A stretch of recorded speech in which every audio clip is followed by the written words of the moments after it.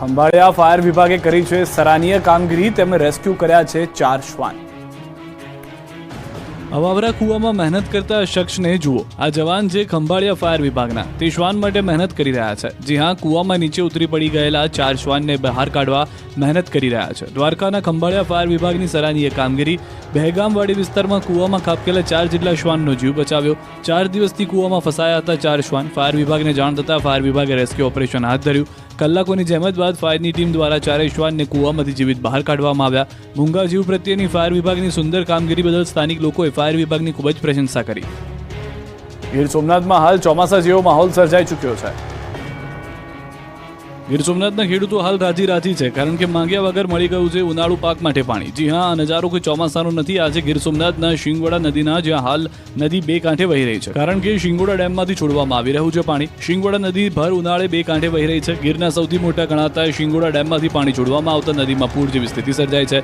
ડેમનો એક દરવાજા 2 ફૂટ ખોલવામાં આવ્યો છે. શિંગોડા ડેમના 6 દરવાજા 42 વર્ષ જૂના હોવાથી આ રેડિયલ ગેટ બદલવાના છે, જેના કારણે ડેમમાંથી પાણી છોડવામાં આવી રહ્યું છે. શિંગોડા નદીમાં પાણીનો પ્રવાહ પ્રતિ સેકન્ડ 1913 ક્યુસેક વહી રહ્યો છે.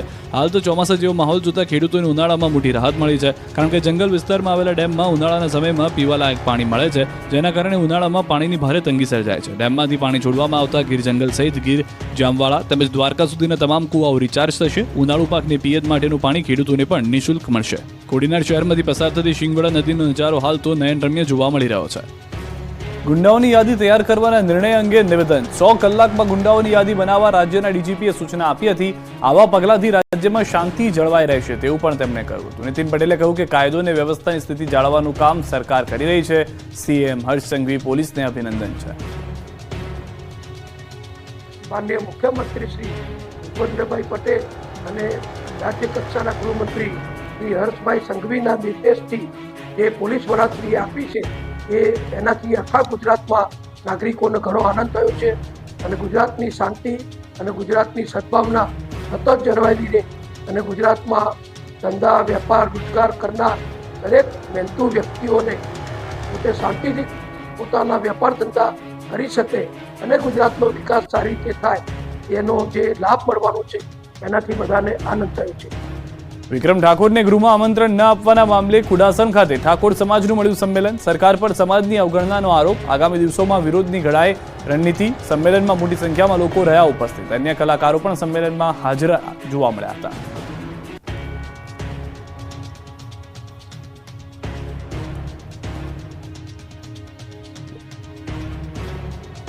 રાજકોટથી સમાચાર. ધૂળેટીના દિવસે મારામારીનો વિડીયો વાયરલ થયો છે. નવાગામ વિસ્તારનો વિડીયો વાયરલ થયો છે. કલર ઉડાવવા બાબતે થઈ હતી બબાલ. કાયદો વ્યવસ્થાના લીરા ઉડી ગયા. અહીંયા પણ વિડીયો થયો છે વાયરલ. હાલમાં કલર ઉડાવવા બાબતે મારામારી થઈ હોવાની પ્રાથમિક તારણ છે. વાયરલ વિડીયોના આધારે પોલીસે પણ તપાસ શરૂ કરી હોવાની જાણકારી મળી રહી છે.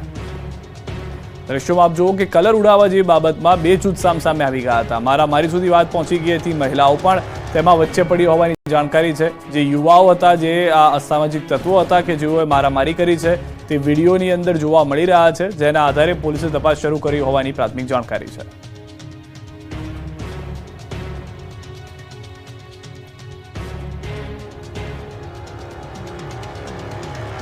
છોટાઉદેપુરમાં ઘેરના મેળાની રંગત જામી છે.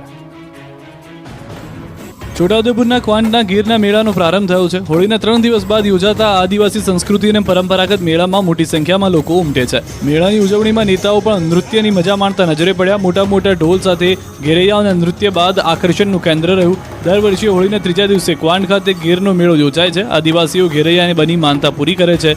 ક્વાંટમાં ઠેર ઠેર ઘેરૈયાની ટુકડીઓ વિશેષ આદિવાસી વેશભૂષામાં ઢોલ નગારા સાથે નાચગાન કરતા ફરે છે. આ વખતે સરકારે ગીર મેળા માટે વિશેષ વ્યવસ્થા પૂરી પાડી છે. રાજ્યની સરહદે આવેલ છોટાઉદેપુર આદિવાસી બહુલ ધરાવતો વિસ્તાર છે.